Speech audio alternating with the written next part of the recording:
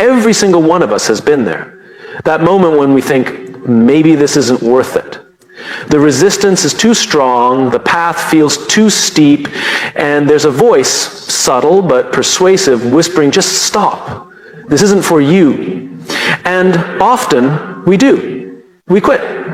We rationalize, we tell ourselves it wasn't the right time, or maybe I'll try again later. But the truth is, quitting isn't about timing or talent. It's about belief, or rather the lack of it. The moment we quit, what we're really saying is, I don't believe this is worth it anymore. And more often than not, we don't even realize what we've walked away from. I met a young man a few years ago, brilliant, sharp, full of ideas. He had a vision to build something that would help underserved communities gain access to better education using mobile technology. He was passionate. Every time he spoke about it, his eyes lit up. You could feel the conviction in his voice. But a few months later, I saw him again, and he had given up. When I asked why, he shrugged and said, it just got too hard. But what he really meant was the clarity of his why faded. The challenges clouded his vision. He forgot the reason he started. He forgot the people he set out to serve. You see, the reason so many of us quit isn't because we aren't capable. It's because we haven't deeply connected with our reason for continuing. And when we don't have that clarity, the pain outweighs the purpose. The moment adversity shows up, we retreat, not because we're weak, but because we've lost sight of the bigger picture. There's a reason athletes push through pain. There's a reason entrepreneurs work 16-hour days on something that might not pay them for years. There's a reason artists keep creating despite criticism. It's not because they enjoy the struggle, it's because their reason for doing it is bigger than the resistance they feel. They've anchored themselves to a cause, a purpose, a mission that matters more than their comfort in the moment. When you quit, you're not just abandoning a task, you're abandoning a future version of yourself. That version that's stronger, wiser, more disciplined, that version that was born the moment you decided to try. And every time you walk away, every time you surrender to the easy path, you widen the gap between who you are and who you were meant to be. The weak version of you wants instant relief. It thrives on the illusion that stopping now will make everything better. But it won't, because the discomfort of persistence is temporary, but the pain of regret is a lifetime sentence. Ask yourself this: when did you last remember why you started? Not what you wanted to achieve, but why. The purpose, the cause, the reason that first made your heart beat faster. That's your fuel, and if you lose that, you lose everything. One of the most dangerous lies we tell ourselves is that motivation is all we need. Motivation is cheap. It shows up when things are easy. What you really need is meaning. Because meaning stays when everything else walks away. When you feel like quitting, you're standing at a fork in the road. On one side is the easy exit, immediate relief, the comfort of stopping, the sweet silence of not having to try anymore. And the other side is the harder choice. Continuing, despite the chaos, despite the fear, despite the unknown. And the only thing that makes the second path bearable is knowing why it's worth it. If you ever look back at something you gave up on and felt regret, not just for the result, but for who you could have become, you know this truth. We don't regret failure. We regret surrender. We regret walking away when we still had more to give. I remember once talking to a woman who had started a small nonprofit to help foster youth transition into adulthood. It was difficult. Funding was scarce, support was inconsistent, every day brought new challenges. She had every reason to quit, but she didn't. I asked her why. Her answer stuck with me. She said, because I promised myself I'd be the person I needed when I was that age. And I can't break that promise. That's what why does. It becomes a promise, a contract between who you are and who you want to become. And keeping that promise is what separates those who keep moving forward from those who walk away. You don't need to be the smartest, fastest, or most talented. You need to be clear. Clear on what matters. Clear on who you're doing it for. Clear on why this can't wait, because when you're anchored in a cause bigger than yourself, quitting stops feeling like an option. It feels like a betrayal. So the next time that weak version of yourself shows up, and it whispers that maybe it's time to walk away, ask it one question. What am I really quitting on? Not just a goal, not just a plan, but a future, a mission, a promise, a belief that something better is possible. And if your answer still matters to you, if your why still burns, then don't you dare quit. You're not fighting to complete a task. You're fighting to become someone worth believing in. And that is always worth it. We like to imagine that the biggest battles we face in life are out there: competition, critics, a lack of opportunity, circumstances beyond our control. But the truth is, the fiercest battle is the one happening quietly every day inside our own minds. It doesn't wear armor. It doesn't shout. It whispers. And it sounds like reason. It says things like, "You've done enough. You're not made for this." Oh. Who are you kidding? It knows exactly when to show up. Right when things get hard. Right when you've taken one too many hits. Right when progress seems invisible and the payoff feels too far away. That voice, that part of you that doubts, that hesitates, that wants to run, it's not a stranger. It's you. But not the real you. It's the weak version, the one that learned a long time ago that safety comes from shrinking, from retreating, from quitting. That part of you was born from fear. It develops not to hurt you, but to protect you. When you were a child and the world was overwhelming, it told you to hide. When you were rejected, it told you to never try again. When you failed, it convinced you that avoiding risk was the smarter path. And maybe at one point in your life, that voice helped you survive. But survival is not the goal anymore. You're not here to make it through. You're here to become something more. And that weak version of yourself, the one that defaults to quitting when discomfort shows up, isn't helping you anymore. In fact, it's the very thing holding you back. The most dangerous thing about that version is not how loud it is, it's how familiar it feels. Because it doesn't sound like an enemy. It sounds like you. It borrows your voice. It knows your patterns. It knows exactly where your breaking point is, and it's gotten good at steering you there. Again and again. I spoke once with a man who had tried to write a book for almost a decade. He started and stopped over and over. Every time he'd get a few chapters in, he'd convince himself it wasn't good enough, that no one would care, that he wasn't really a writer, and he'd quit. Not because he didn't have the talent, but because the version of him that feared rejection always won. I asked him one question: whose voice is that? He paused, and then he said, "It's mine, but it's not me." That's it. That's the distinction. There's a version of you that wants more, that dreams bigger, that's willing to try, to fail, to bleed for the chance at something meaningful. And then there's the version that just wants to stay safe. The one that's afraid of pain, of being seen trying and falling short. The one that would rather quit than risk becoming someone better. And that's the enemy, not the world, not your circumstances, you.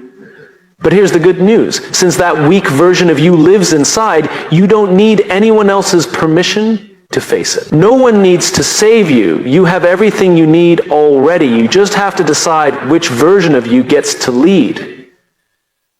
Every time you feel like quitting, it's not a sign you're failing. It's a signal that the weak version is trying to take the wheel. That's the moment to lean in, not back away. Because the only way to kill that part of you is by starving it. And you starve it by doing the thing it fears most.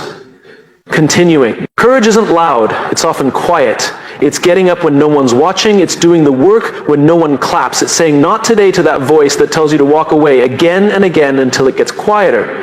It's not about perfection. It's about resistance. Consistent, deliberate resistance to the instinct to give up. I once watched a friend of mine train for her first marathon. She was not an athlete. In fact, she was someone who had avoided physical challenges her whole life. But something shifted in her. She wanted to prove to herself that she could follow through. The training was brutal. Her body hurt in ways she didn't expect. And that inner voice screamed louder with every mile, "This isn't you. You're not built for this. Just stop." But she didn't. Not because she was physically stronger than everyone else, but because she made a decision. She would not let that weaker version of herself be the one who finished the race. Mile by mile, she outran it. Not with speed, but with stubbornness. And when she crossed that finish line, she didn't just win a medal. She buried the part of her that always quit. That's what this is really about. Not achievement, but transformation. You don't beat the inner enemy by yelling at it. You beat it by proving it wrong. You beat it by doing what it says you can. You beat it every time you show up, even when you don't feel like it, especially when you don't feel like it. That weak version of yourself isn't permanent. It doesn't get to define you unless you let it. It will always be there, whispering its familiar script. But now you get to choose whether to listen or not. You get to decide which voice wins. You are not the voice that wants to quit. You are the one who keeps going despite it. And every time you choose not to quit, every time you show up anyway, that weak version of you gets smaller. Weaker until one day it's not in control anymore. It will never disappear completely, but neither will your strength unless you stop using it. So the next time you feel that pull to quit, don't ask yourself if you're tired. Don't ask if it's hard. Ask this: which version of me do I want to feed right now? The answer to that question might just change everything. We've been told a lie so often that we've started to believe it.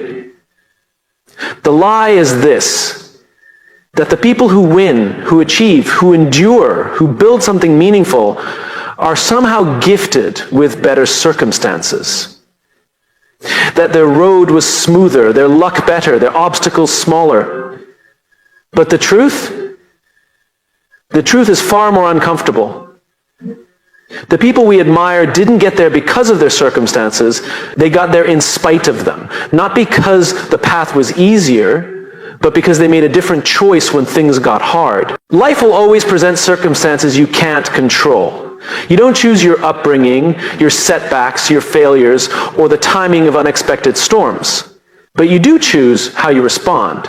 And it's in those moments, when things go wrong, when plans fall apart, when progress is invisible, that the real divide is revealed. Not between the lucky and the unlucky, but between the ones who choose to keep going and the ones who don't. I met a man once who had grown up in a rough part of town. Drugs. Violence. No safety net, no mentors. If you looked at his life from the outside, you'd say he didn't stand a chance. Statistically, he should have ended up like so many others around him. Angry, broken, defeated. But he didn't. He got out, he built a business, he gave back to his community, and when I asked him how, he didn't tell me about some magical break. He said, "One day I realized I couldn't control where I came from, but I could control where I was going, and I started making choices like someone who mattered." That's it. That's the difference. We're all shaped by circumstance, but we are defined by choice. When things get hard, and they always will, it's easy to say, this isn't fair. It's easy to say, they don't know what I'm dealing with, and maybe they don't. Maybe your mountain is taller than theirs. Maybe the weight you carry is heavier. But the decision to keep climbing is still yours. You are never powerless. You might not control the weather, but you can still lace up your boots and take the next step. There's this quiet, dangerous belief that discipline, resilience, and persistence are traits some people are born with. They're not. They're muscles, they're habits, they're small decisions made again and again until they become part of who you are. No one is born with the ability to keep going when it hurts. They choose to train that ability.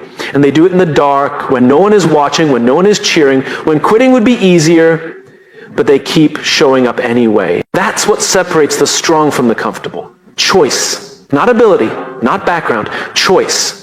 I remember a woman who had battled through multiple failed businesses. Each one hit her hard. Financial losses, emotional burnout, public embarrassment. But she didn't stop.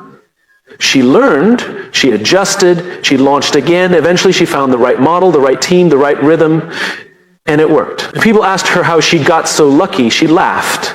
Not because it wasn't hard, because people only saw the final product. They didn't see the years of choosing to rise after every fall. She said something I'll never forget. Quitting was always the easier option, but I never wanted to build a life that was easy. I wanted to build one I could be proud of. Every time we hit a wall, we face a decision. Do I let this stop me or do I adapt? Do I stay down or do I rise? Do I wait for the conditions to be perfect or do I move with what I've got? Your circumstances are the stage, but the performance, that's all you. Here's something else no one tells you. The people who seem the strongest are often battling the hardest. What makes them admirable is not that they never feel like quitting. It's that they choose not to. Even when they're exhausted, even when they're afraid, even when no one would blame them for walking away. They don't keep going because it's easy. They keep going because they remember what they're fighting for. When you feel like quitting, it's not a flaw in you, it's a crossroad. It's your moment to choose. And in that moment, your decision holds power. Real power. Because you are casting a vote for who you want to become. Every single time. And over time, those votes compound. They shape your character. They build your legacy.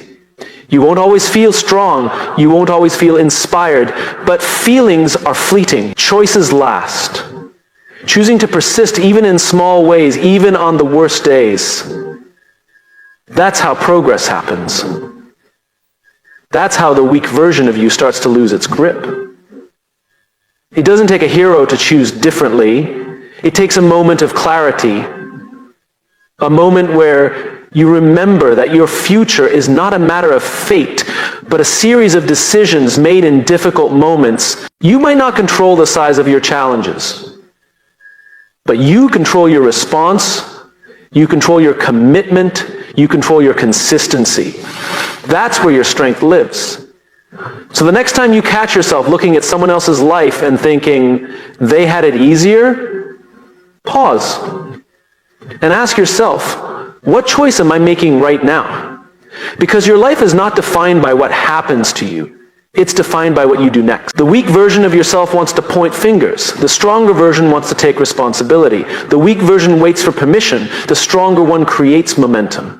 And the choice between them is yours every single day. You don't become extraordinary by accident. You become extraordinary by choosing to keep going long after others have stopped. And if you want to change your life, stop waiting for the world to change. And start changing your choices. There's a word that often gets misunderstood. It sounds cold, rigid, mechanical. We associate it with strict rules, early mornings, uncomfortable choices, and saying no when everything in us wants to say yes. That word is discipline. But what if we've been looking at it all wrong? Discipline isn't punishment. It isn't about deprivation. It's not about forcing yourself to become a machine. Discipline is something far more profound. It's love, not for who you are now, but for who you're becoming. It's love in its most practical daily form. It's saying, I care enough about the person I'm becoming that I'm willing to do the uncomfortable thing today. Think about it. When you love someone, truly love them, you show up for them even when it's inconvenient, even when it costs you, even when no one else sees. That's what discipline is. It's showing up for the version of you that doesn't exist yet, but could if only you kept your promises to yourself. The weak version of you, the one that always quits, lives in the now. It chases relief. It wants to feel good right now, even if it comes at the cost of what you really want long term. It's the voice that says, sleep in, even though you promised to train. It says, start tomorrow, even though you've already delayed it for a week. It tells you one more scroll, one more snack, one more excuse. And in the moment, those choices feel harmless, but over time they shape your identity. Every time you choose comfort over commitment, you're writing a letter to your future self that says you weren't worth it. Discipline is the opposite.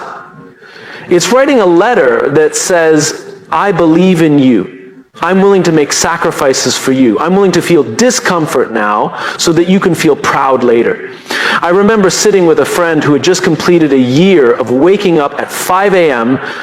to work on his craft. He had a full-time job, a family, and no guarantees that his efforts would lead to success. But he did it anyway. Every day, no fanfare, no applause, just a quiet decision to do what he said he would do. When I asked him how he stayed consistent, he said something I'll never forget. I didn't feel like doing it most days, but I kept a picture of who I wanted to become in my head. And every action was a vote for that person. That's what discipline is vote daily, consistently, deliberately for the version of yourself that you know is buried under the noise, the fear, the distractions. And here's the thing. Discipline isn't something you wake up with one day. It's not gifted. It's not a personality trait. It's built moment by moment through small decisions that most people will never see. You build it when you choose to show up to the gym when no one's keeping track. You build it when you sit down to study, even when your motivation is gone. You build it when you say no to the temporary thrill that would sabotage your long-term goal. An ever-disciplined action is a brick. And over time, those bricks form a foundation, a life you can stand on with pride. But here's the challenge. Discipline doesn't offer instant gratification. There are no immediate fireworks, no finish line after one good decision. That's why it's hard, because we're wired to crave results now. But the most valuable outcomes in life, the ones that truly matter, are never immediate. Confidence, mastery, freedom.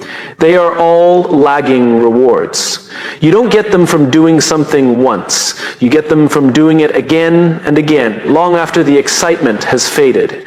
Discipline is the bridge between who you are and who you want to become. Without it, every dream, every goal, every version of your best self stays trapped in potential, untapped, unlived, unrealized. And let's be honest. There will be days when you don't feel like it. Days when the bed is warmer than the grind. When the excuses feel more persuasive than the reason you started. That's okay. You're human. But that's where the difference is made. Because discipline doesn't ask, do you feel like it? It asks, do you care enough to keep going anyway? This isn't about being perfect. It's about being faithful to the work, to your word, to the vision you once said mattered. Because if you can't keep a promise to yourself, how can you trust yourself to build anything meaningful? The strongest people you know, those who seem unshakable, aren't stronger because life gave them an easier path.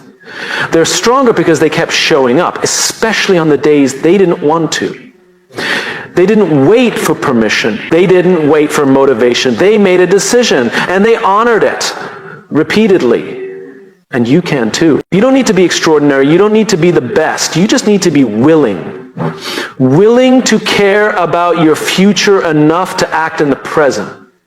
Willing to choose discomfort now in exchange for pride later. Willing to trade temporary pleasure for lasting meaning.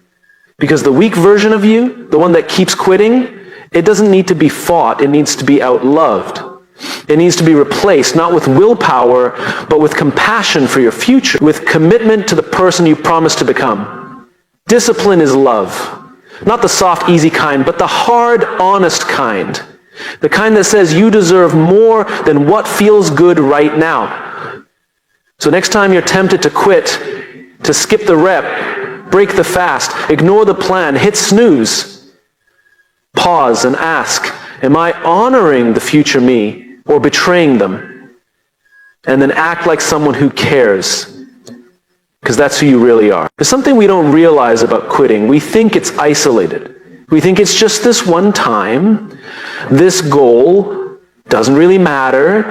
This moment isn't a big deal, but that's not how it works. Every time you quit, you teach yourself that quitting is an option.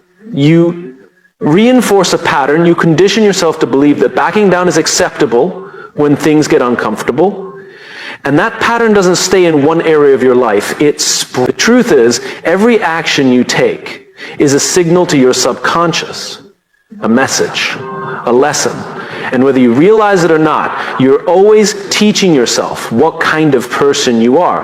Are you the person who follows through, even when it's hard? Or are you the one who caves the moment resistance shows up? Most people don't understand the power of this internal message. They think quitting is just a temporary relief from discomfort. But quitting doesn't just remove the pain. It removes the possibility. I spoke with a young athlete once who had all the talent in the world. He started strong, he showed promise, but when the training became hard, when he wasn't winning right away, he walked away.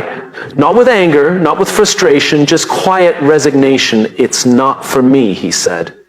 But when I talked to him later, months after he'd quit, he admitted something. The problem isn't that I couldn't do it. It's that now I don't believe I'll ever follow through on anything. I've taught myself to quit. That hit me, because quitting isn't just the end of one attempt. It's the birth of doubt. It's the erosion of belief. And once you start teaching yourself that quitting is an answer, it becomes the answer to everything uncomfortable. That relationship gets tough, walk away.